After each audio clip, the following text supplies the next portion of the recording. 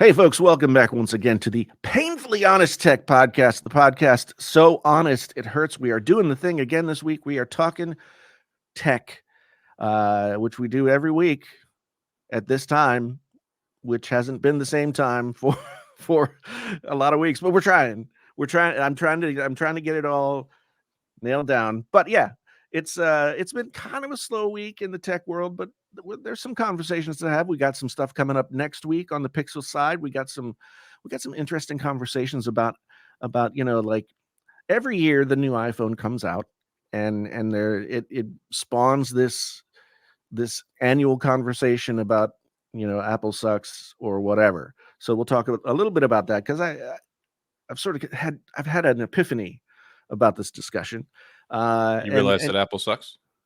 uh, well, you'll just have to wait and see. Just have to wait and see. But yeah, so we're back. If you are new here, welcome. If you have been here before and you're back, thank you. You're keeping the lights on here at Painfully Honest Tech and Tech Odyssey HQ. They're two separate places. Yeah, we have two different electric bills, so make sure you Yeah, watch. yeah. I mean, because we got to pay double the bills. Hey, you know how reliable this Texas energy grid is? I mean, I need every uh, kilowatt I can get. I know, and I'm on my way down there. Never been to Texas.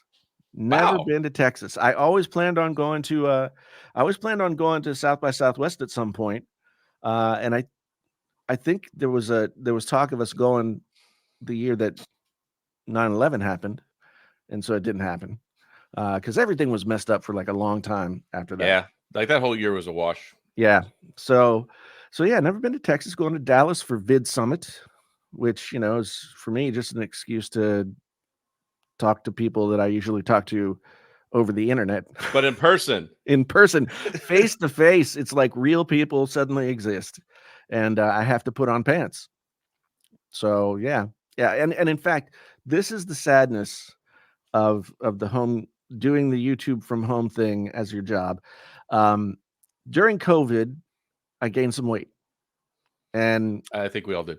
since that time, I gained a little bit more, and sort of been fluctuating. I kind of wanted to go down, but I just sort of stayed and then rose up, and I don't have any pants. I don't I don't have any, like, I have jeans that fit, but they fit less comfortably than they did before. And so I need to buy pants before I leave tomorrow. And Yeah, I had to do that before my New York trip the other day, and I bought some that were more comfortable than they needed to be, and I forgot my belt. So then I was walking around for 2 days, have to pull my pants up like every 20 seconds, and I was like, God, this is the worst. they sell belts in New York. I bought Yeah, I yes bought and no. several of them there. Yes and no. So this it's a terrible story. So I tried to go buy a belt, and I went to Target, and they had one belt, and it was one size, and it was too small. Like they had 20 of the same belt. I'm like, who even does this? I guess Yeah, everybody in New York's a 32 to 36. Like I'm not. yeah. So right next to it was a pair of suspenders. So Oh, I was wearing my hoodie and these blue jeans. So I just put the suspenders on with my t-shirt underneath my hoodie, and like nobody was a wiser, but it kept my pants up. I tell you what, that might be a look. That might be something that you adopt right there, Well, for the I have videos. I have been informed that apparently I'm like the Adam Sandler of tech, Okay. because of I dress like a hobo all the time. I mean, Yeah. not so much a hobo. I'm like I don't wear like a Calvin Klein suit or anything, as people notice. But I mean, I put a tweet out on my way to New York. I'm like, hey, I'm wearing a polo shirt, proof that I own a shirt with a collar. And then one of my buddies was like, yeah, it's like we know you're wearing sweatpants underneath that. Yeah. Yeah. Well, that's ever since I quit my job, I I never had too many like shirts. I used to have, when I worked in publishing or advertising, I'd have to kind of dress up, and even that stopped by like the year 2000. Um, so I haven't had very many dress shirts or any kind of collared shirt really. And I think right now I have like 5 collared shirts in my closet that I haven't worn in a bunch of years. Like a couple of, I always loved Dickies work shirts because I have Dickies work shirts that I bought in 1990 something that are still in my closet. Like though it doesn't matter if it's cheap as long as it's durable. So I'm a big fan of Dickies. In fact, my go-to belt is a Dickies belt. You can get them in brown and you can get them in black. Not All you- sponsored by Dickies. no, I wish though, man. I'd be into that. Send me some overalls. I wouldn't even have to wear a shirt. but but yeah, Yeah, painfully honest tech. The with the clothes so unfashionable it hurts. yeah. Well, I mean the skin so white it hurts. Yeah. But yeah. If you're ever in need of a belt and you're traveling, I highly recommend going to Walmart because you can find one anywhere except probably New York City. Nope. And get a Dickies belt, real leather, lasts you a long time. So yeah. Once again, we have gone off talking about I don't even know what, and I think it's so more interesting. Adam is here again, people. I haven't even introduced you yet, so we are here to talk about. Well, let's get into this first topic of iPhone versus Android. It is always a topic, and you posted on Twitter. I'm not going to ever call it X. You posted on Yeah. you posted on Twitter the other day a meme, and unfortunately, this is it's a visual, but also an audio thing we got here. And I don't have the meme pulled up to like show you guys, but I'll leave a link to it in the description. So it was a meme that showed the like an athlete, quote unquote, representing the iPhone, right? And he's got his arms in the air and he's got a gold medal and he's doing all this stuff and he's winning, obviously, right? And then, but then it pans back and pulls out, and you see that he's on the last rung of the Like a 20-person podium. yeah, and and all the other Android phones are there, before him. Yeah, well, it's one of those jabs because you see it talks about USB-C 48 megapixel Yeah, camera and what was the other one? I've got it pulled up here. Oh, all day battery, and it's yeah, like these big celebratory pictures, and then you see him at the bottom of this podium behind like Google, LG, Samsung, everybody else. So right. it gives you the false impression that they're winning, and then in fact, they're way behind everybody else, and that's what started this discussion because it doesn't really matter.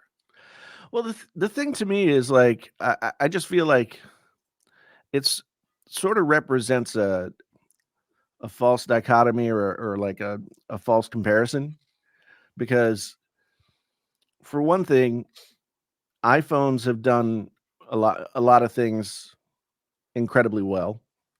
And yeah, maybe they're the last to go with USB-C, but I can confidently say that since maybe the iPhone 7, I've never had very much battery anxiety about my iPhone. And then it's only gotten better. I mean, we can talk later about my iPhone 15 Pro Max and how it rules the absolute world in battery life. And I know you've had a different experience with your Pro. Well, mine was the Pro. Yeah, so I officially switched over to the Pro Max yesterday, and I'll report back on my battery. With the Pro battery life, the the regular iPhones has never battery's been never particularly been amazing. Like the Max has Right, always been right. where it's at in battery life, and I took a gamble this year hoping that the Pro would be improved because the 13 Pro I was getting crazy battery life. Yeah. And then when it went to the 14 Pro, it basically got cut in half. And then that's kind of my same experience here. But the Pro Max, I believe, is probably a lot better. Well, one thing I noticed because people have been talking about the overheating or just getting generally hot aspect of it seems more specifically the Pro, but the Pro Max to a certain extent. And I can say that like for a couple 2 or 3 different times over a couple of days, my Pro Max was getting hot like in the as the phone faces me with the screen, the upper left hand corner, right? So like the part that's right beside the battery, kind of about the bottom of the battery. And that's where the SoC is, as Mhm. far as I could tell. And so it was getting hot, but then I updated to 17 beta, whatever the most recent one was. Mhm. And it has been ice cold since I've then. heard really good things about the beta. I don't do beta software. I don't play in that arena. I mean, for what good, better, and different, I don't care. I just prefer the official releases. I had bad experiences with some beta stuff in the past, but I've heard really good things about the beta, and the pending official update is supposed to fix some of these heat Right. issues. Yeah, and seeing that I was having some problems, and I was hopeful that whatever release came next, because I do the beta before the real phone comes out. Like the official iPhone 15 Pro Max with the official first release of iPhone 7 or iOS 17. Mhm. And so I'll do betas up until then, just to kind of get a feel for what the new features are, whatever. But then I shut the betas off when the actual phone comes out. But I turned it back on because I was like, let's see if this fixes anything. And it's been a lot better. So Well, Apple did come out and say that they did identify some issues. They said there were some apps that didn't seem to be optimized right, properly, and they said that they did find an issue affecting some phones that should fix the heat related issues. And I haven't had too many. Like, I haven't been trying. Like, I'm not. I don't like to blow things out of proportion, especially when I think that it's an easy fix, right? Like, no need to blow it out of proportion. But the only time mine really gets hot is whenever I'm charging it, and that's whenever I talked about this last week. Whenever you get the battery low, yeah, it charges a lot faster for the first right, 50%, yeah, and so you're gonna have more heat. It does get really hot for me when it like that first like 10 to 60%, and then it just cools back off again. yeah, yeah. Well, I think that with fast charging these days, I think that most phone manufacturers are trying to do that. Like, let's get to 50% as fast as we can, because I think that 50% is the place where you get, if you have to recharge and you get to like 50 or 60%, then that's like a comfort spot. It takes some You of that know? battery anxiety away. Like, if you Yeah, got 20%, and that's why I do a lot of my battery testing to 20%. Like, that's when the low battery indicator comes on. yeah, That's when you start getting battery anxiety. Things start kind of shutting off in the background. So I think 20% is really is kind of fair. But yeah, that yeah. you 50, 60%, you feel a little bit better. Yeah, I mean, if it's like the middle of your workday or whatever, you know that you can get home without having to worry about getting stranded someplace and no phone battery left. And it always seems like too, like the once you hit 20%, you're at 10% like 5 minutes later, Gone. and then you start seeing single digits, and you're just like, it's like you're about to drown. You're like, oh no, I'm going Like, I'm under. gonna die. It's just your So phone. It's just a phone. but on Saturday, and I posted about this on Twitter. My full iPhone review is coming out later on this week, and so I said this in that review. I took my phone off the charger at 7ish, when I usually get up around 7, and and I think I actually tweeted this in response to a tweet that you made when you were in New York. I tweeted out my battery life I'd gotten to like 1 or 2 in the afternoon from 7 a.m. and I was still at 89% battery. Oh man, I would love that. So when I was in New York, I was having to carry around my MagSafe battery pack from Apple just to So get through the sexy. day. Oh, it is. Yeah, it's really pulls in the chicks. My wife she gets so scared when I have that MagSafe battery pack. She's like, "Oh no, I got to protect them from all the women." Yeah, I it's a useful accessory, I suppose, but it's also like the most low effort accessory Apple has ever put out, except for maybe the new fabric, God, I hate that case. the fabric case that they put out. They go away from leather At and least I they didn't go call to, it vegan leather. oh Nothing my irritates god. me more than vegan leather. I'm like, okay, leather in itself is a byproduct of an animal. So what is vegan leather? Yeah, You're like, are you skinning soy? that's my problem too. It's just like so I realized that what they're saying is, and this is equally as ridiculous, but doesn't it doesn't sound like what they're saying.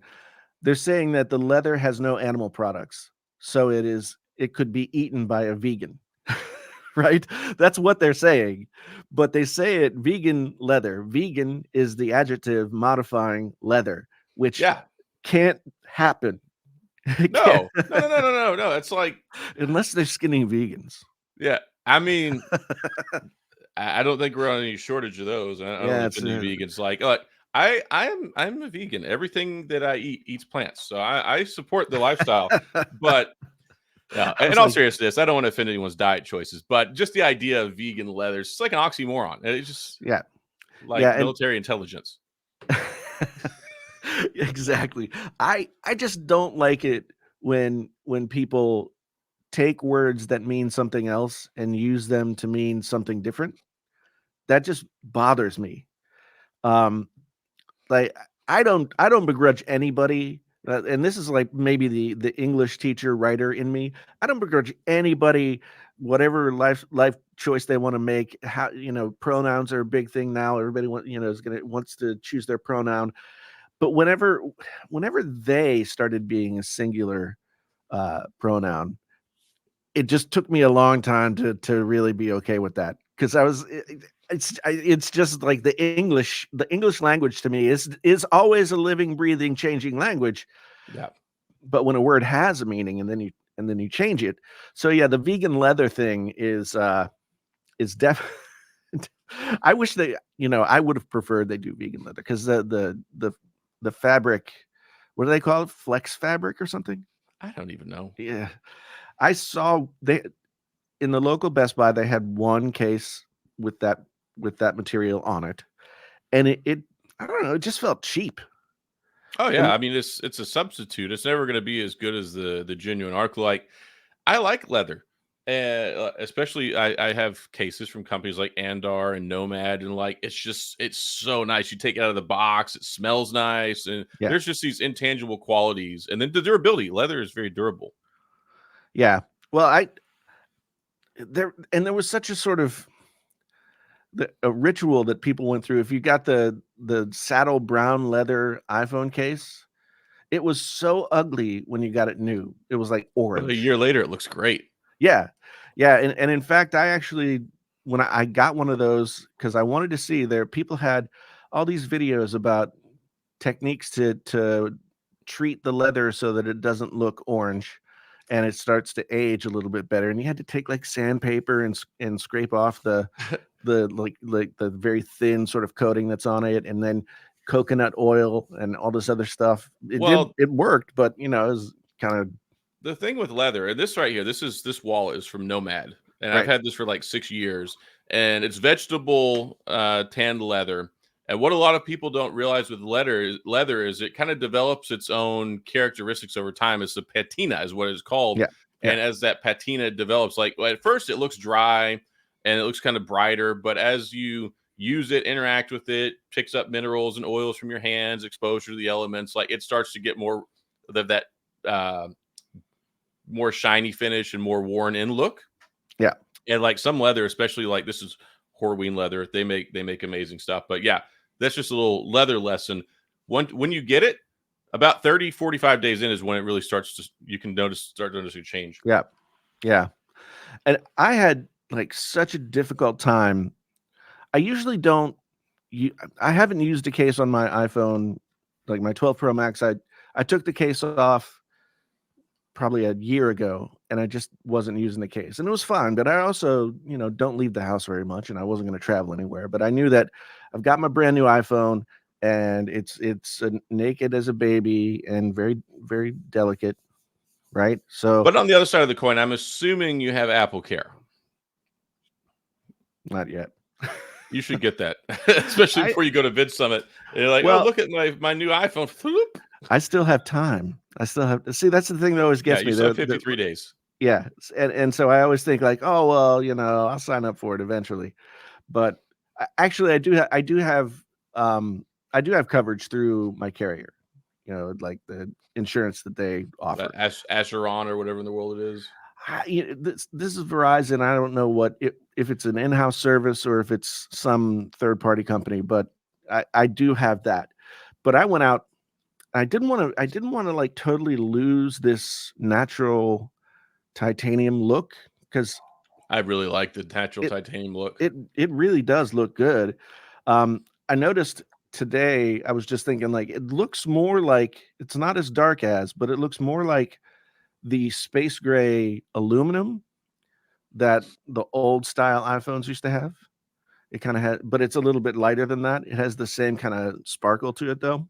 It looks a lot like the stainless steel or the well, it looks like the titanium on the Apple Watch Ultra. And I didn't think about that till I went into the store and the guy's like, "Yeah, it looks just like it." I'm like, "Oh." Yeah, because both of them have sort of a brown undertone to them, you know? Mhm. Like they are silver, but there's definitely kind of like a goldish, brassish kind of, Like a raw element. yeah. But I went out and I got this.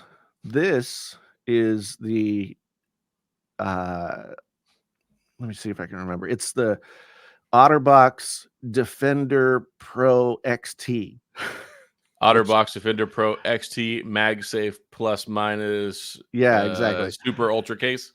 Yeah. So I got this. It's so many of the clear cases, and this is why I don't buy them and why I usually don't buy OtterBox, is the clear cases are just they're so slippery, you They know? build up a disgusting residue on them. Yeah. And so I don't like that. Usually I get like an OEM iPhone case, whether it's silicone or leather, and I'll switch back and forth. But this year, I wasn't feeling silicone. So I just went with this. It's got a nice grippy edge around it, but it makes the phone almost like it feels like a quarter or third of an It inch takes away thicker. all the cool benefits. So I have the silicone one. I am like almost exclusive in my usage of silicone cases for the iPhone. It's funny, my camera makes this look almost purple when it's like a gray blue. Right. Yeah. But I have the titanium blue Yeah. phone and the Max. And I wish that I had my Pro is the natural titanium, and I really like the way that it looks. Yeah. And it's funny because when you have a case on the Pro Max, the 15 Pro Max, it feels identical to the 14 Pro Max. It takes away the curved Yeah. edges, it takes away that lighter feel. But when you just hold it naturally, Yeah. it feels much more special this year. Yeah. And I actually said something similar to that in the review. It for as much as there for as much as people have been saying like, oh, it's over again.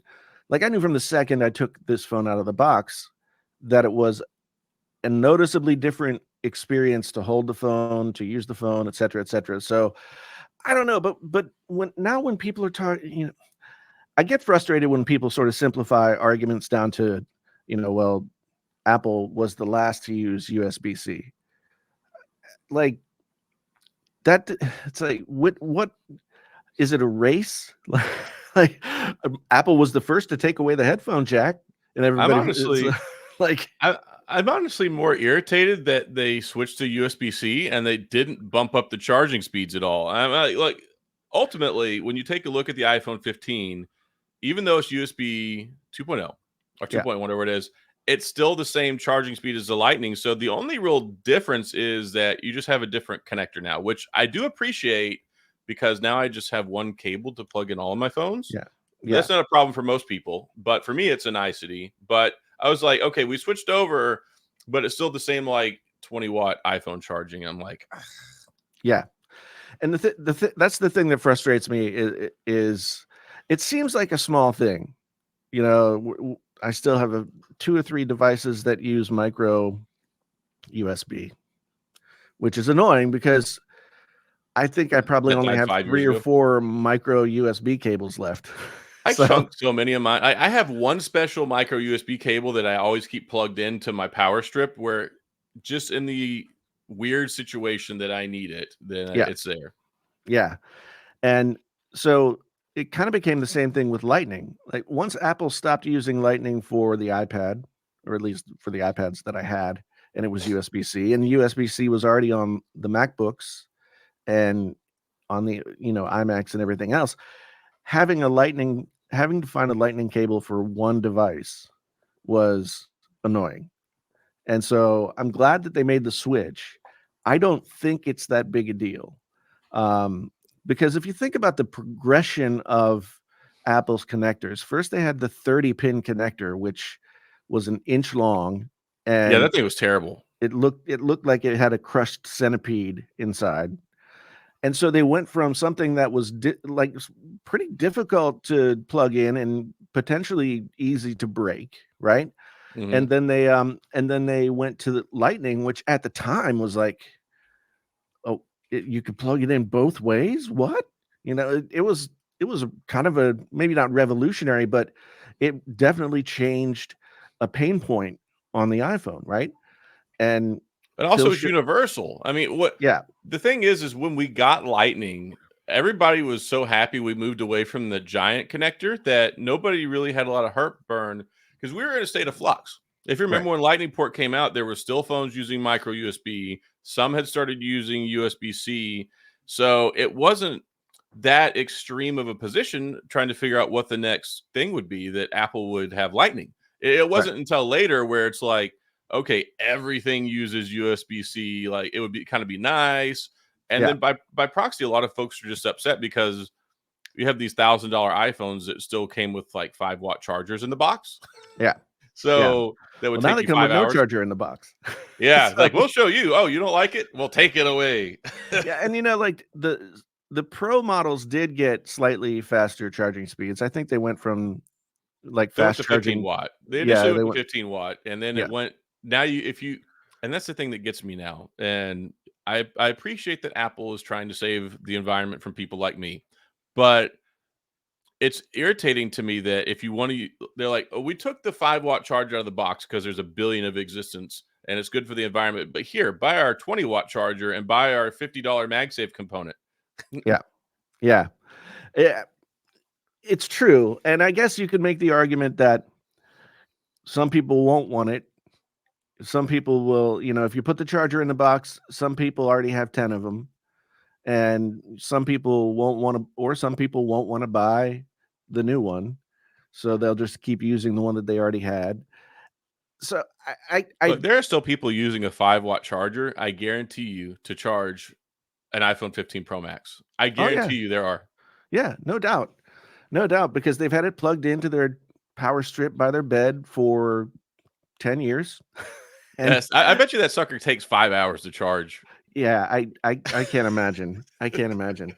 It's but it's one of those things where I guess so Android Android manufacturers adopted USB-C more quickly than the iPhone, but I think that Apple didn't stick with Lightning because it was better or anything like that. They they put the R&D into the Lightning protocol, making that whole thing. And this is what I think a lot. I never thought about this before I got like in the weeds about this stuff. But when you change, like with the MacBooks, when they changed to USB-C, you don't make money when you first change a protocol, right? When you redesign something or when you bring in something new, you had to develop that and spend money on research and development to Yeah. make that thing real. And so the first 2 to 3, maybe even 4 or 5 years, you're not making money. Now, Apple was smart business-wise in saying that if you wanna be certified, if you want your Lightning peripheral to be certified, you have to pay us this fee to get MFI certification. And I think a lot of people were a little salty about that, but for me, I'm just like, well, you can buy charging cables on Amazon for, a dollar a dozen, Mhm. but I would rather pay $10 for one that has MFI certification that I know is not going to be a piece of crap. It's not gonna Because set your house on fire and yeah, well, I mean, there's that danger, and that danger it's unlikely, but it's a real danger, right? And I just your wish that phone Apple is. would have put more research and development into the cables not fraying and breaking. Yeah, and again, I wonder if, and if people are gonna say, "Oh, Jason's just making excuse for Apple," but they build these relationships with companies, they have these manufacturing protocols that they put in place, they use these materials, and maybe they have a deal on getting those materials for X amount of time, and it ends up like, well, oh, it's not as durable at the joint as we had hoped, right? But it would be much more expensive To redo it. to go away from that material and to something else. if you notice, it happens in like 5 or 10 year chunks where now everything's a braided cable, which is great, but I think that they had to go through any number of like licensing deals and that kind of thing before they could make that change.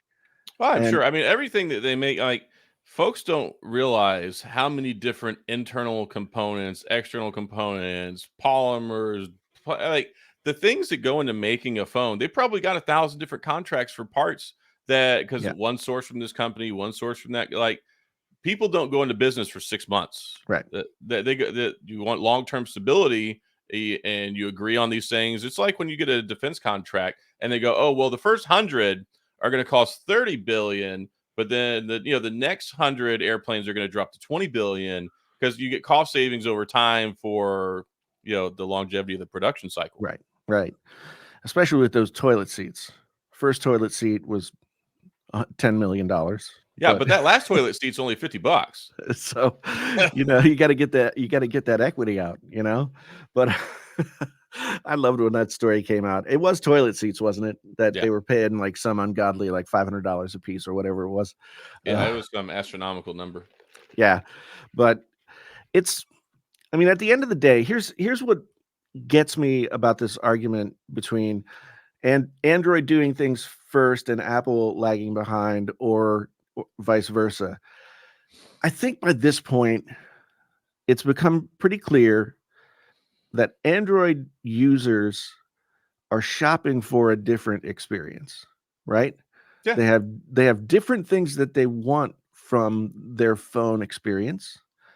And so they're going to go to the Android side and then pick a particular Android manufacturer and then, you know, probably buy that, Samsung phone or that Google phone or, you know, rest in power LG, whatever, they're gonna stick to that line.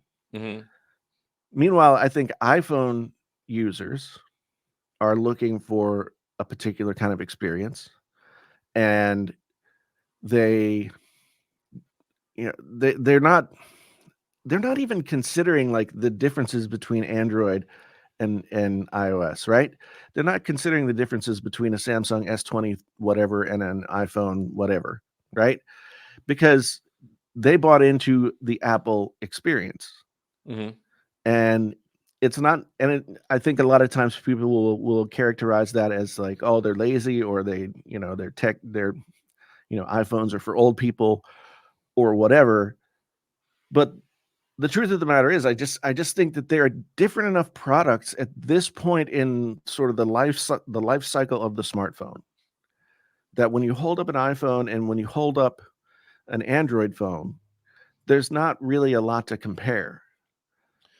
Yeah, I think, and I think you do hit the nail on the head with the experience. The expectations are different. Like if you put an Android, like most folks who like Android are more apt to care about specs. They pay more attention, I think, to a lot of things like megapixels and how many gigahertz and the 120 hertz versus 60 hertz. Right. And if I said this the other day, if you were to put any Android logo on the iPhone 15 and try and sell it, people would have an outrage because, oh, it's only got two cameras, it's only 60 hertz. But then you look at an Apple customer and they're like, oh, it's the new iPhone. I'm so happy to buy this. And they don't, it's an afterthought Right. what the actual specs are. And there's nothing inherently wrong with either because they're two different experiences. I get it. Principally me, primarily being an Android person, like, I look at that and I assign an inherent value based off of the Right. hardware that's in it. Yeah. But that doesn't mean that it's right or wrong. Right. It's just, hey, clearly they're selling 80 million of those things, and Samsung can't sell 20 million of its S23 series phones. So which one is better? And it's just like you said, it's kind of a fallacy because they both do the same thing, it's just in a different way. Right. And I think, if you look at historically, you look at the Android customer, there have been the high end phones that weren't always super expensive, but like the Samsung S23 Ultra is more expensive than the base model of or at least when it was released, the base model of the iPhone 15 Pro Max, right? Yeah. Now Um, they're the same, but yeah. but I think there's also historically been another segment of Android customers who want the most bang for their buck in terms of what can I get for three, four, $500.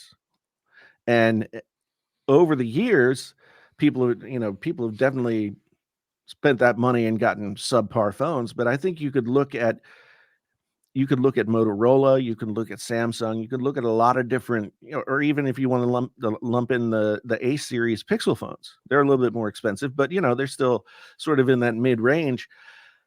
I think that you can get a pretty decent experience on a lower priced Android phone. Meanwhile, like on the iPhone, you're getting everything that the iPhone has. Like you're getting a pretty up to date system on a chip. You're getting all that. You're getting all the stuff, but you're not Well, getting as good a screen. You're not getting as good. The camera is simplified, but still will probably do the photos that most people take. The sort of like point and shoot photos. yeah. You get a You pretty want to take a picture of your cat. You want to do a selfie real quick. Some decent yeah low light photos, and yeah, but you're getting a smaller phone. You're getting a phone that I had an interesting conversation here on the podcast with Juan Bagnell about something like the iPhone 10R or the iPhone SE. And his argument was, and I never thought about it this way, that the 10R or the SE getting the more powerful chips that are more recent is actually a bottleneck in a different way, because a phone that size with the thermals and everything else probably would be better suited and more efficient with a lower spec chip. And that's an interesting argument, because I always saw the SE getting, basically the same chip as like a plus in the column of the SE. well, I think that the whole point in giving that chip is you're guaranteeing. So here's the thing with another thing, like who cares about a 48 megapixel camera on a Motorola phone that's going to get 2 years of operating system updates when you can get an iPhone SE that's supported for 6 years with like an A15 chip in it, right? I Right. mean, and a lot of people are like, oh, it doesn't need that. Well, no, it doesn't. I mean, clearly you've got like a 820p screen or 750 or whatever the world it is. Yeah. You got Retina. like, yeah, Retina display. It's not even full HD.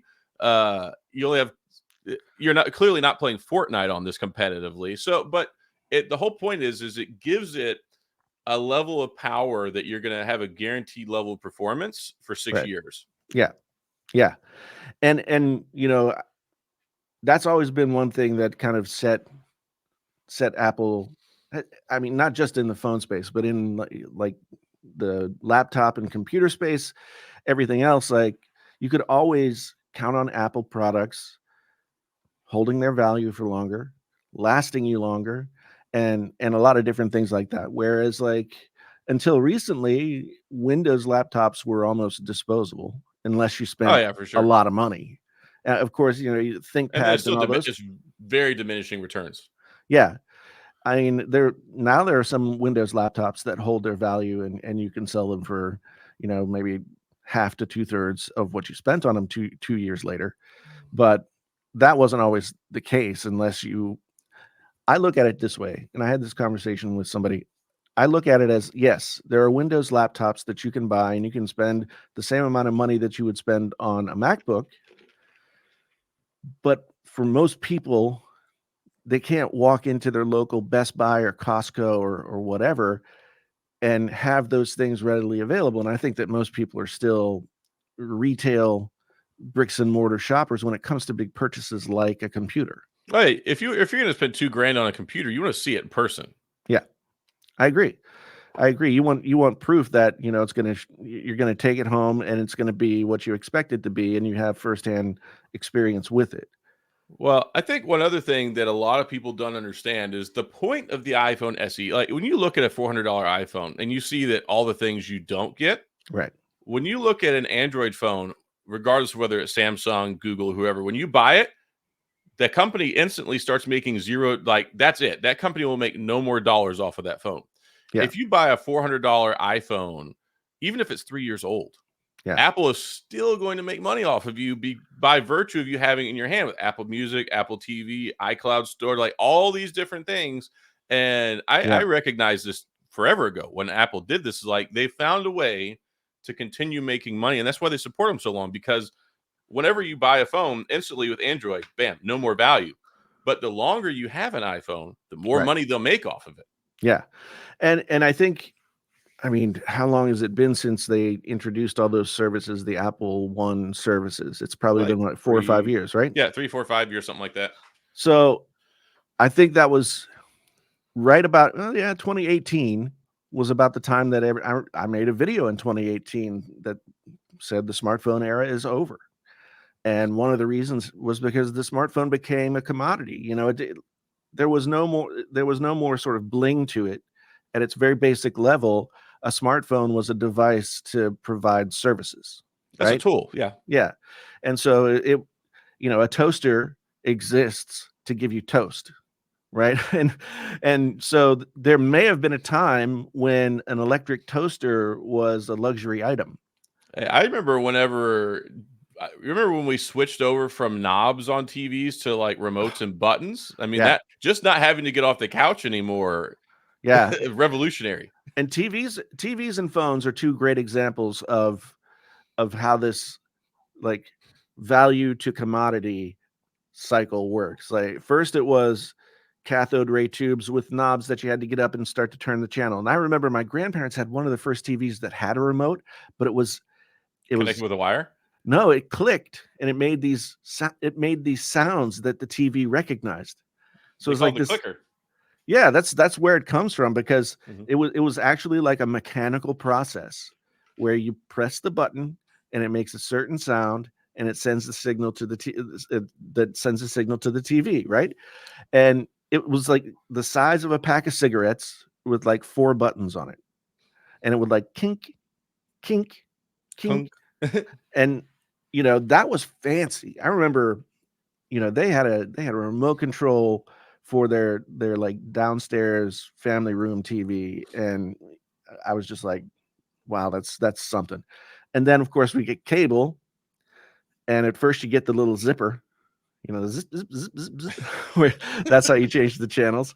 And then as a male teenager, you just had that little like tune in wheel, that you could tune in the signal a little bit better. You Yeah. zip up to the Playboy channel, and then you just keep rocking that wheel back and forth until you get like a halfway clear picture for like 2 or 3 seconds of a naked person. And you're like, oh my God. I remember spending like staying Let's go to a overnight at commercial friend's break. house, staying over at friend's house, and we would just do that for hours. Like Oh my goodness. what we were getting nothing from it, and especially now, like you could get anything that you want for free in terms of adult entertainment out there. But if you look at TVs, they went from knobs to clickers to like what is it, like an actual IR Infrared, yeah. signal, And and now it then even works off of like Wi-Fi. yeah, now it's there's RF, there's some of them work via Bluetooth as Mhm. well, but then there's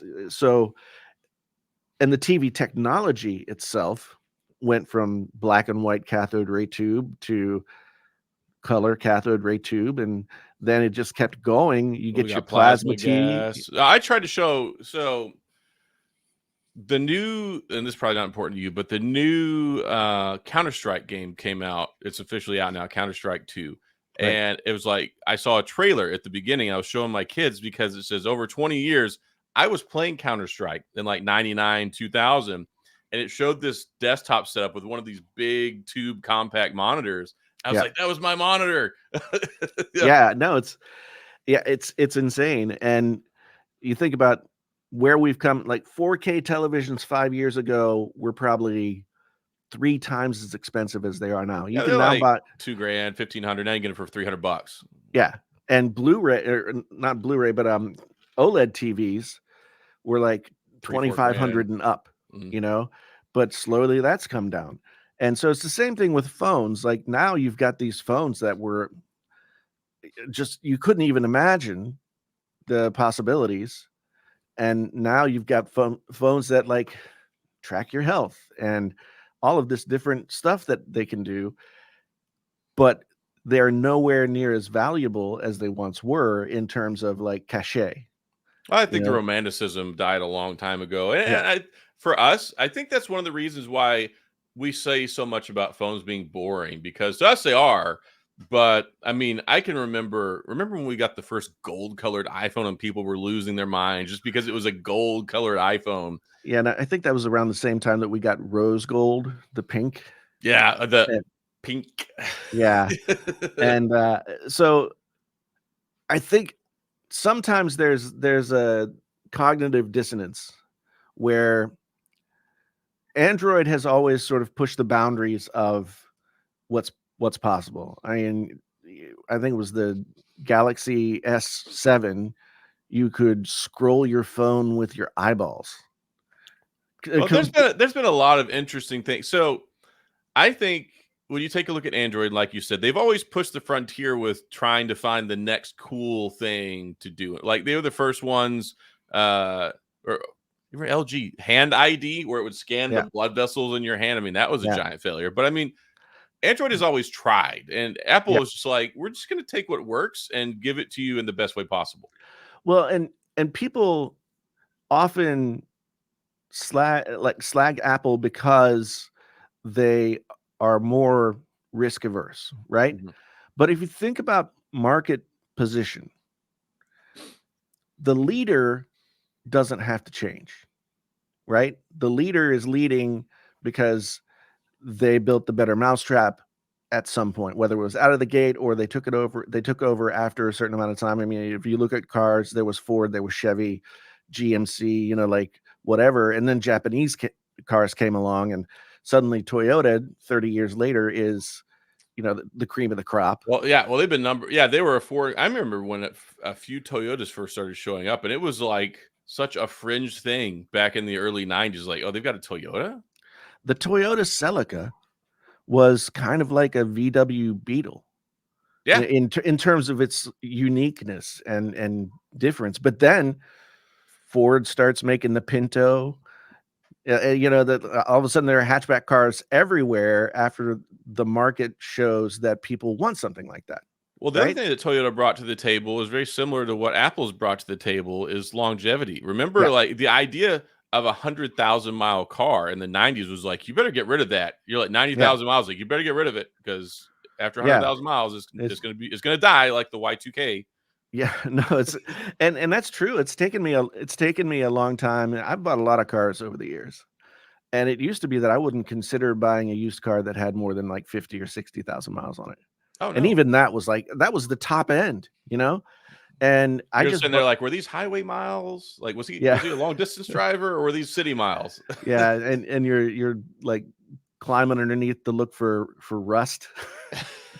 Is the frame rotted? I gotta see. Let me get under And there. it was 2 years old, but Yeah, I mean, frame rot is still a real thing, but no, reliability, whether it was Toyota or Honda or anything like that, I mean, brought such a different kind of vibe to how you interact with your car. But Toyota cars and Hondas, they were also like super, super simple. If you yeah. think about when Toyota came into the market in the 70s, what were the American cars like? Muscle cars, big old Cadillacs, like, and then the the gas shortage happened in That like ruined so many. 77. Yeah, Yeah. do you remember the 1980 84, 86 Mustang that had 165 horsepower and a Yeah. 5.0 Ugh. V8? Yeah. Wasn't it four-cylinder? They made a four-cylinder. They made a four-cylinder, and They that was made a like four-cylinder from I had one. I had it a was in the nine early 90s, right? They made the four-cylinder Mustang from like, and somebody's gonna go quote me on this, but I think it was 84 to 93. I had a I think they 90 Yeah, I think they made it up until like 93 or 94. because the Fox body was made from 79 to 93.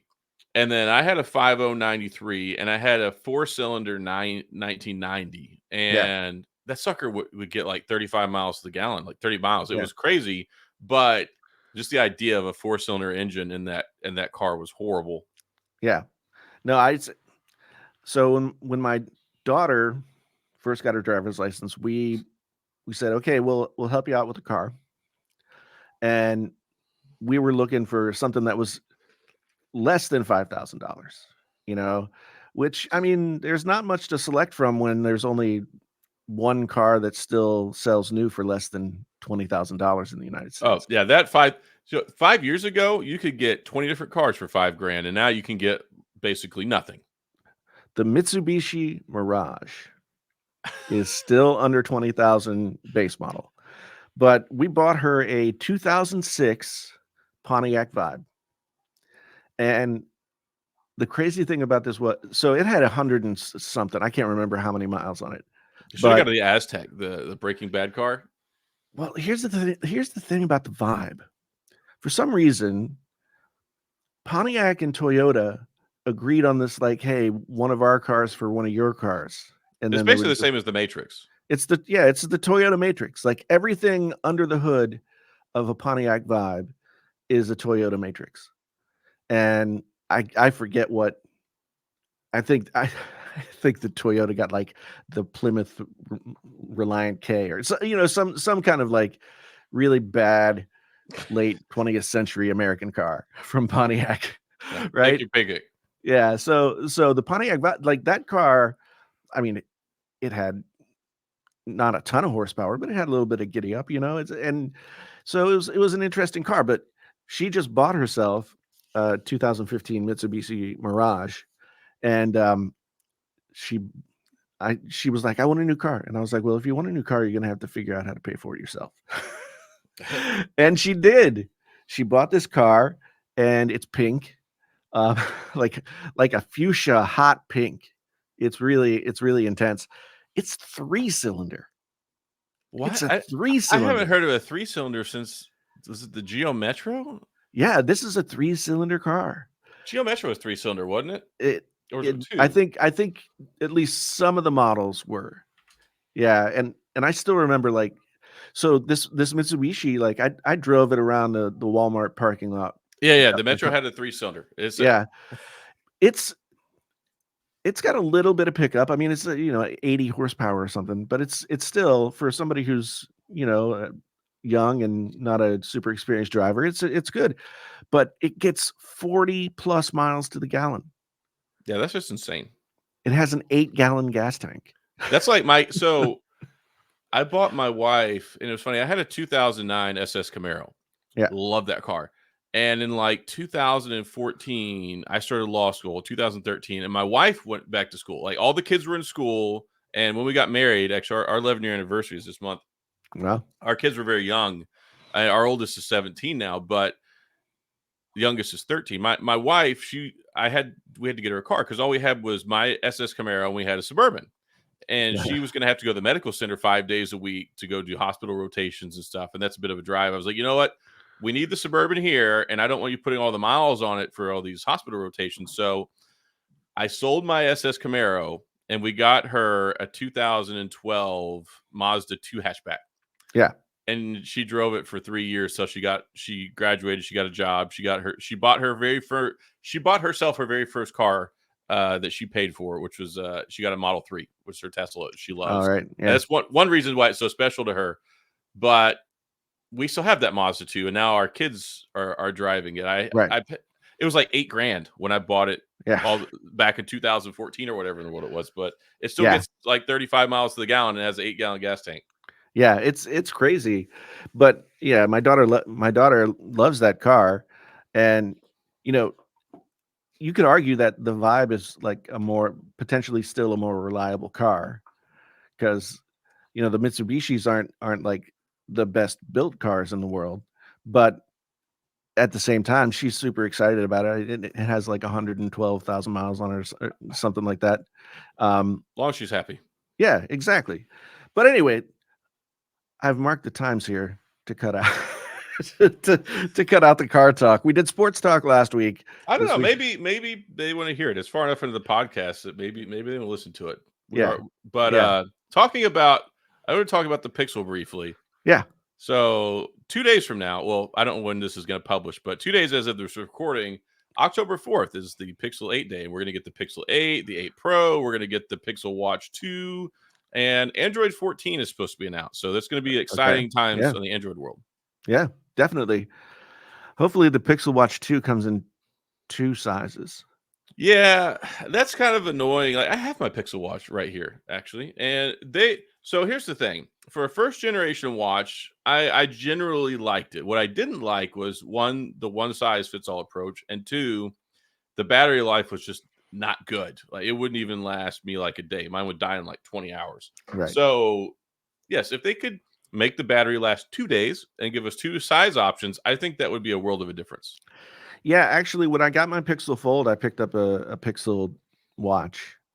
Um, and generally I did like it, but I've always worn either an Apple Watch or a Samsung Galaxy Watch that were the larger sizes. And now Yeah, as do I. as more recently, I've been wearing the Apple Watch Ultra. And when I put the Pixel Watch on my arm, it looked like I was wearing a nickel on my arm. Oh yeah, and like I don't even have huge wrists. And it's like I tried to explain this to my wife. Like I don't have, for somebody who's 6 foot tall, I don't have big hands. I don't have a big wrist. And my wife's like, really? I'm like, here, let me see your hand. And like my hand's barely bigger than hers. Like my 13-year-old son has hands the size of me. Yeah, yeah. But when it comes to this watch, even on me, it's a very small. Like here, let me show you. Like it just looks Yeah. small. Yeah. And see, that doesn't look as small as it did to me on my own wrist. I was like, Mhm. "Oh my god, this is like it literally looked like I was wearing a quarter or a nickel on my arm." And Yeah, so it's just and so, like, I mean, maybe it was just sort of like a proof of concept product where it's like, okay, we'll like get the beta version out there and then we'll see what the interest is.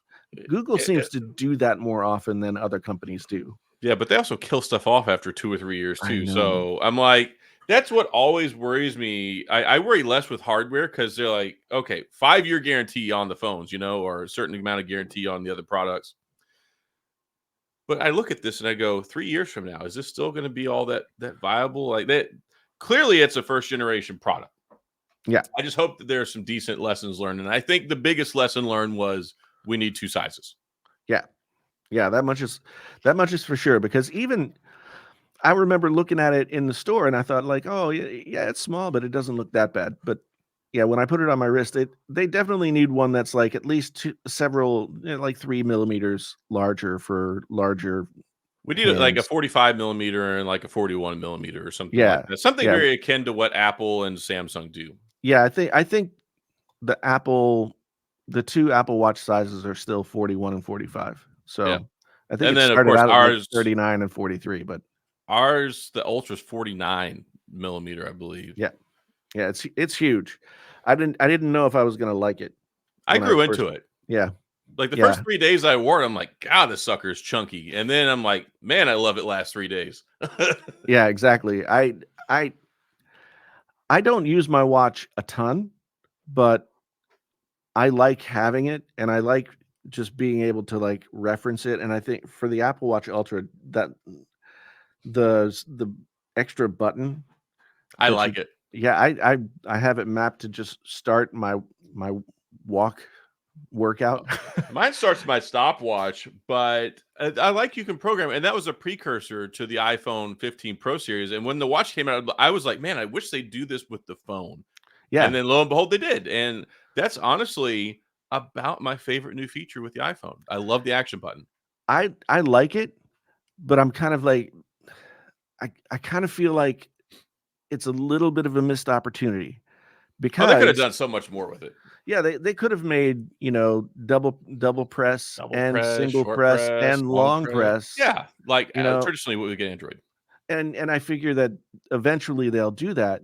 But right now it's like I almost don't want to settle on it doing one thing because how often do I need to do that one thing? Like I'm still trying to figure out like what will I do most often? Probably turn on the flashlight. That's what I did with mine. And as somebody who's up all night, my schedule. We have to start the podcast in the afternoon because I sleep till noon, right? Right. So I am up all night long, and my wife goes to bed at like 10. Right. and all the kids, they go to sleep. So I don't want to turn lights on around the house because I don't want to wake people up, especially in the room. Like my wife, the dogs are in there asleep. Heaven Right. forbid I interrupt her beauty sleep. So I walk around and I'm like, oh, let me turn on my flashlight. Yeah. And it's funny because I've been carrying around my Motorola Razor Plus because you can do the shake action Yeah. and it turns it The on. yeah. So anything that keeps me from having to go unlock phone, pull screen up, press flashlight button. Even since the Apple has put the flashlight as like an option on the lower screen, I still it's don't like it. still kind of like, okay, you gotta long press it. Sometimes you end up what I use mine when I'm like crawling under my desk, and trying to like run cables or plug something in or whatever. Hmm. So I use mine most often when I'm doing some kind of home handiwork. And I can't tell you how many times I've been holding the phone using the flashlight, and then the heel of my hand will accidentally like press Turn it that. off. Yeah. Yeah, Yeah. it's so annoying.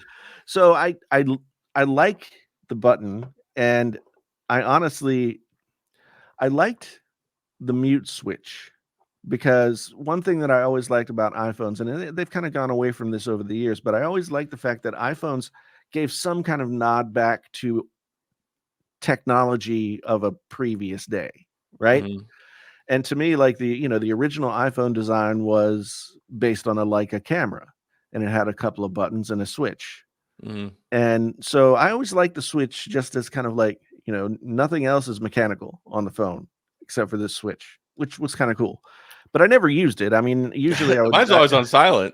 yeah, me too. So at least this gives us the opportunity to use the space for something different. I mean, you can still silence the phone if you want I to. think it's just like the initial iteration. I think by time iOS 18 comes out, they'll have you can double press, and then by the time Yeah. we get iOS 19, you can short press or long press or double press. They have to have something they can string out with Yeah. their new feature. But I'm This very excited.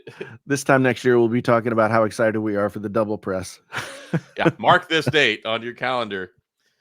But Yeah. I am excited about the Pixel 8 series phones. Like I cover them pretty extensively. I've got the Yeah. Pixel 7 Pro, the 7, I've got the Pixel Fold.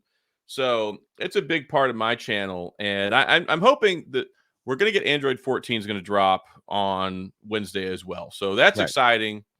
And then the biggest thing I'm looking forward to with the new phone is that we're supposed to get a new camera, which this will be the fastest turnaround on a Pixel camera basically ever. Yeah. Like the previous phones, like the Pixel 3, 4, 5, they use the same camera. We had this sensor and the Pixel 6 and 7, so 2 years. Right. And so a new sensor in the third year, I think it's going to be a big step for them in that direction. And then also the Tensor G3. Like if they can alleviate the heat and the battery issues and Right. better phone signal, it'll be like a dream come true with that phone. So I'm curious to see what we get with it on Wednesday. Yeah, I really feel like they sort of hit their stride with it's weird to say like version 7 is where they really sort of figured it out. But the the 5 was a good phone, but it was interrupted by COVID, and like really nobody bought it. It just kind of sat out there. The 6 came out, it was an improvement. The 7 though seemed like they really settled into like what the phone was going to be, right? So now I'm excited to see where they go from here. We've got the Fold, we've got really solid models in the 7 and the 7 Pro. Um, I think they still have like hopefully this new camera situation improves video, because I think if the Pixel could keep the same still image dominance and make the video compelling, then that might sway people who otherwise would, I mean, I don't think it's out of bounds to say like the iPhone has the best video of any I smartphone. think that's pretty. I mean, I think it's a pretty fair assessment. I mean, most people consider the iPhone the best video, and Google has made strides. Like in the Yeah. last 2 years, their video quality has improved quite a bit. But I, I'm looking for them to make maybe a bigger leap in this next year, and I'm curious to see how that pans out. Yeah. Yeah. Me too. I've seen renders. The design looks relatively the same, but I kind of like the Battlestar Galactica Cylon I call it visor the thing. RoboCop visor. I mean, there's a lot of different things we can call it, but I think they've done a good job at finding a way to stand out Yeah. without having to do anything crazy. Yeah. It's basically the same phone design as every other phone Everything else, with but that thing to really call it out. And honestly, I feel like, you know, Samsung had the Note, and Samsung was the first to the really big phone market, right? mhm. And that's what kind of differentiated them. And you know, yeah, I think that the notch for Apple actually was like a design element. It might have been a design element out of necessity, but I think that, when you saw the iPhone screen and it You had knew the what it notch in was. it, you knew exactly what it was. It didn't matter if you couldn't see any more of the phone, you could identify it.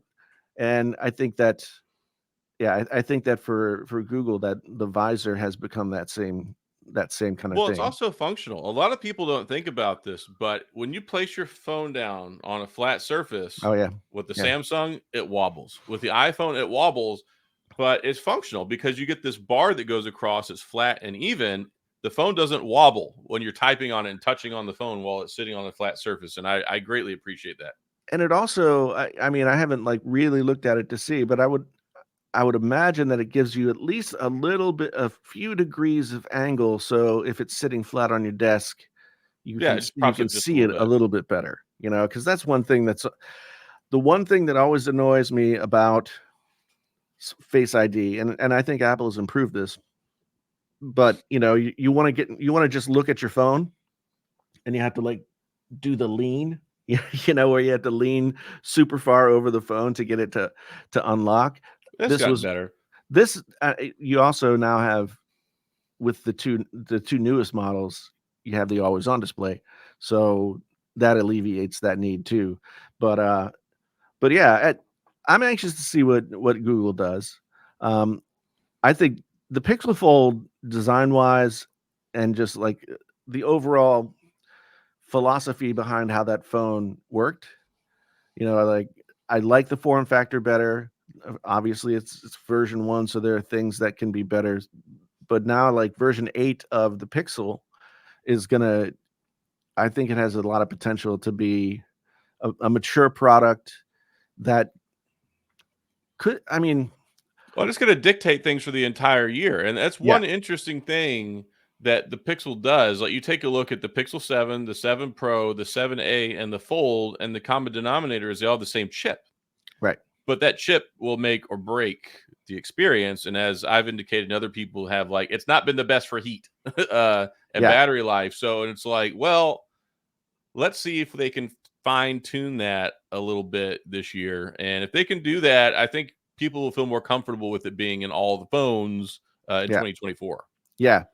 Yeah, and it's interesting that you point out that it's gonna be the last phone that comes out, so it's gonna sort of set the tone for, everything that comes in all these phones are already figured out, but, it's gonna be the thing that people see last before the new cycle of phones start to happen. And it's interesting, Samsung used to have that position, right? Yep, They would with the they Fold. well, first with the Note, Yeah, sorry, that's what I mean. Yeah, the and then Note. like they released the Fold at least for the first couple of years. I'm pretty sure they released it separately in the fall, right? Mhm. And so they've kind of seeded that spot. Yeah, it And used to be. So when the Note would come out, that would kind of set the tone because the new chip would come out in the fall. Like yeah, by the time we would get the new chip in the spring, it would come out in like October, November, December timeframe. But then they would always lead out with that new chip in the Note, and it would be like, all right, we got the new camera, we got the new processor, and it was kind of like a glimpse of what yeah, we could expect moving forward. yeah, yeah. And the Note always had a slightly different design than the S series had before. Even if it was just like the S series was more rounded and the Note was more More square. boxy. I think that'd Um, be a good conversation maybe for next time with the S24 because I'm hearing, I think maybe Samsung might have seen enough of my griping videos, but it looks like the S24 Plus is gonna have a quad HD screen oh, really? and not 1080p. Yeah, it'll be interesting. I mean, I always had such a problem with Samsung, like around the S9, S10 era when the screens were those waterfall screens that at least for me, it was always really annoying with false touches and everything like that. They've gotten And better over the years, but yeah, they were kind of bad with some of those. That generation that spawned out of there, like the OnePlus 7 Pro was super aggressive with the edge screen. The Note yeah, 9 was very edgy. yeah. And I would complain about that in all my videos, and people would be like, "Oh, you just have to go to the Samsung store and get Good Lock app." And You're holding it wrong. yeah, but it's not even just like you're holding it wrong. It's like you got to go get this other app that doesn't exist anywhere but on Samsung's app store, and then you have to draw a box on your phone so that you have dead zones. And I tried to do it once, and I was like, "This is ridiculous. I should just be able to hold the phone." As long as you had a decent case on them, it helped alleviate some of that. But Yeah, if you tried to hold them without a case on it, you're like continually activating your screen. and they were slippery, like it was like trying to hold an eel. I You tell you know, what, though, out of that generation of phones, I got to say that the Galaxy S8 is still my favorite color to this day, with the orchid gray color that they had. yeah, I love that color. It was clean looking phone. the iridescent color that they had with the 10 and the Note 10, that's sort of like I don't know The exactly. holographic look. Yeah, that I don't know how they did that, but it kind of had that 3D look. I like that. I think that and the Phantom Black are my two favorite Samsung colors. This is Phantom Black has been around for 3 generations now. Like Yeah. they still call it Phantom Black. I guess people just like it so much. They're like, "Hey, how many times can we reinvent the color black? We'll just stick with Phantom Black." Well, I remember the event that they had where they announced the Phantom Black color. They had a whole segment of the event that went through and explained how they got the blackest black they could get. And they were like talking about all kinds of like color values and all this other stuff. They put a lot of And work into it. yeah, and I was just like, this is weird. Like they're Hey, they're they've been spending milking it for 3 years, dude. they spent 10 minutes telling us about this black. That's just a little weird. But then I saw it and I was like, okay, yeah. I do like the green that they had this year with the S23. The green is good. I actually went with the lavender, Ooh. and where's mine? Oh, it's down here. I have phones everywhere. So I went with the lavender, and it's not really lavender. It's just straight up pink. Basically, I call it Nesquik pink is what I call it, Oh yeah. because the sucker's not lavender. This is not lavender. This is just straight up pink. No, but in the light with the camera, it looks like it kind of has that iridescent, like dual color thing to it as well. It's not so much reflective. It has kind of like a flat finish, but it's very much kind of like the titanium color, where if you have it in one light, it looks more white, but if you have it in Yeah, another light, it looks more pink. yeah. But definitely, the S23 Ultra feels very, very fancy, and I like it. The funny thing about these titanium colors with the Pro models of the iPhone, I I was not happy when I saw the colors. I was less happy with the regular 15 colors, but Yeah, not a I, fan.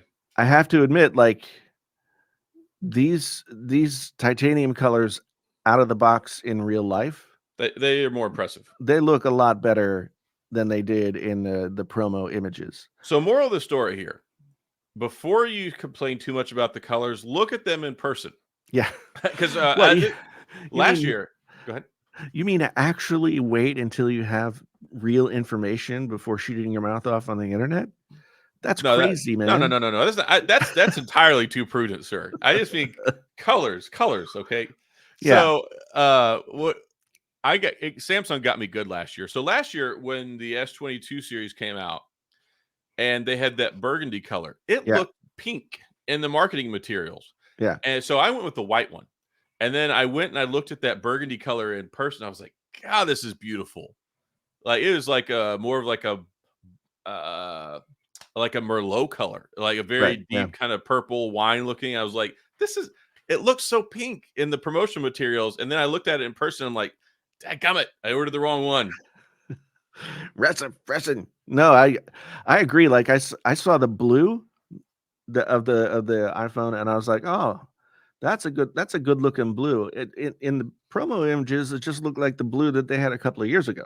No, it doesn't look so much that way in person. No, and then I still am not a fan of the regular iPhone colors. However, I did pick up the regular iPhone 15 and looked at the black, Mm-hmm. and that black is a good black. You know, it's not like a space gray or anything like that. It's sort of more similar to the Phantom Black that Samsung has. And I looked at it and was so impressed with it that I was like, huh, maybe I'll just buy that as well. Well, But one thing that's actually interesting to me, and I contemplated this because we've talked about this before, but I record all my videos with my iPhone. yeah. The iPhone 15 has the same selfie camera as the Pro now. So, Mm. I mean, if you want to start a YouTube channel that looks as bad as mine, hey, go get your iPhone and record your videos. Oh man, I destroyed one of my cameras yesterday on accident. Um, this will be the sad story that we end the podcast on. I was moving stuff around, you know, because I wanted to have like this room to just be studio, and so I moved like my entertainment stuff out into another room. And so I was setting up this desk again. I had unplugged everything, and I don't know why this happens, but sometimes you'll have two barrel plugs that are like vastly different power levels, but the same size. Yeah. And so I use dummy batteries for my cameras, and I had Sony A7C Hmm. and a dummy battery in there. And I grabbed what I thought was attached to because I could see its little power supply, Hmm. and I thought that I grabbed the one that was attached to that, and I plugged it Um, in, and nothing happened. Like I did this one other time with the Sony A5100, and it literally like went poof. poof. the But the little smoke thing with the smoke circle and that you could comes out. smell the burning electronics, yeah. But I had accidentally grabbed the power supply for my Thunderbolt dock, and the power supply for the Thunderbolt dock is like 5 plus times Vastly more. higher. Yeah, and so I was like, "Oh no, what did I just do?" And I unplugged it as quick as I could and plugged in the dummy battery, and it's just dead. It's dead. It's dead. And Extension. the only thing that I could tell, the like a part of the back got real hot, Hmm. but it didn't make any sound. It didn't do anything. But when I plugged it back into the right power supply, it was dead. That's unfortunate. And that's like, you know, it's that was an expensive camera. But here I am on the Sony ZV-1, It looks good. an $800 camera, you know, and yeah, it does. I mean, I've got like a little add-on lens thing that does wide angle. Yeah. Yeah, I've been thinking I might try and set my camera up. Like when I used to do my live streams and I used to do a podcast with my buddy Dan, I used a real camera and I have a Panasonic G100 Yeah. that with a pan lens on. I mean, it looks pretty decent. Like I don't normally live stream. I've only just been podcasting because I've been doing it with you these last few weeks. So I just use the webcam that I have, which is okay. I mean, it's fine, Yeah. but I've been feeling lately like I should probably church things up a little bit and pull the real camera back. I have a new microphone this week, Yeah. so Yeah. hopefully it No, it sounds sounded better on good. the podcast. Definitely. Definitely. Small improvements. Yeah. No, I mean, it takes a long time. Like, I knew nothing about cameras or lighting or any of that stuff when I started doing YouTube, and I still watch like videos about how to do this stuff all the time just to figure it out. But one thing that I have figured out is that especially when it comes to cameras, like you can get the super fancy expensive cameras and they do and will look great, and you can spend a ton of money on lenses and all that. But what I've come to understand is that there's a minimum level of quality, Yeah, and then there's like a middle range, and then there's like the fancy MKBHD range, right? And for me, like I feel like if I can sit in that middle range, I'm gonna be all right. As long as you have half the thing, the reality is half the people that watch this are going to rewatch it in 360p on their phone. Yeah. Yeah. So, I mean, I don't downplay to the lowest common denominator. I mean, I record my videos in 4K 60, and I mean, honestly, the iPhone selfie camera looks better than this. But I think it's time to maybe put my regular camera back into action, maybe for at least for the like podcast or live streaming stuff. Well, it's nice about having something that if you just keep something set up, then it's a lot easier to like sit down and not have to like put stuff up and all that. Like that's That's what the I try and frustration. do all the time, and it just makes it much more streamlined. I'm getting there. So I have this desk I use for everything. It's like I play games on it, I record videos on it, I'm doing this podcast on it. But now I have a dedicated XLR mic set up here. Right. And now I've got my mount over here for when I use my phone. So I just need to get one more little mount to where I can have this camera set up, and then I'll be, I think, in good shape. Oh no, yeah. I mean, like sound wise, that's the Shure MV7. Is that what you got? Yeah, it's like MV7C or something like that. It's basically like the podcast version of the little brother to the SM7B. Right. Right. Oh well, I guess we've talked about all the things that we wanted to talk about, and then some, And as then some. as is usually the case. So I guess we go ahead and wrap it up. Once again, Adam, thank you for being here with me to talk about all things painfully honest and tech related, and Sure. some that are not.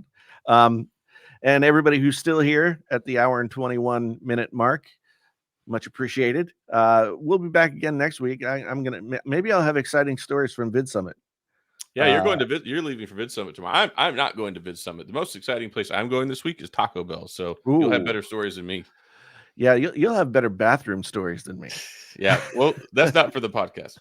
True, true. But anyway, thanks so much, folks, for being here. Once again, check out everything down in the description below. Do hit the subscribe button, or if you're listening, if I finally got the audio part figured out, then you might be listening to it on audio, and you can like follow the podcast wherever you follow podcasts. Otherwise, thanks so much again. My name is Jason, sometimes known as the JTL. It's me. It's Tech Odyssey. Adam, Painfully Honest Tech Podcast, the podcast so honest it hurts. Until the next time, we are out. And I have to press this button.